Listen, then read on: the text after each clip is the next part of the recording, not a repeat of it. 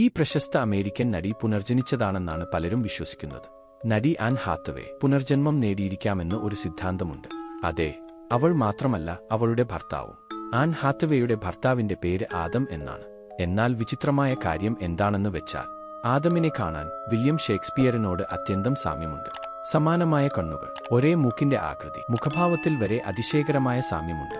ഒരുപക്ഷേ അത് യാദൃച്ഛികമായിരിക്കാം. പക്ഷേ ഇതിലും വിചിത്രമായ കാര്യം എന്താണെന്ന് വെച്ചാൽ, വില്യം ഷേക്സ്പിയറിന്റെ ഭാര്യയുടെ പേര് ആൻ ഹാത്തവേ എന്നാണ്.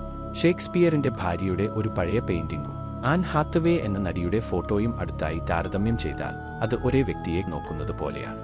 ഇത് ഷേക്സ്പിയറിന്റെ ഭാര്യയും ഇപ്പോഴത്തെ അമേരിക്കൻ നടി ആൻ ഹാത്തവേയുടെയും ചിത്രങ്ങളാണ്. ഇവർ രണ്ടുപേരും കാണാൻ നല്ല സാമ്യമില്ലേ?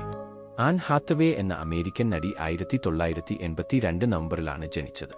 ഷേക്സ്പിയറും ഭാര്യ ആൻ ഹാത്തവേ 1582 നവംബറിൽ വിവാഹിതരായി. കൃത്യമായി 400 വർഷത്തെ വ്യത്യാസം.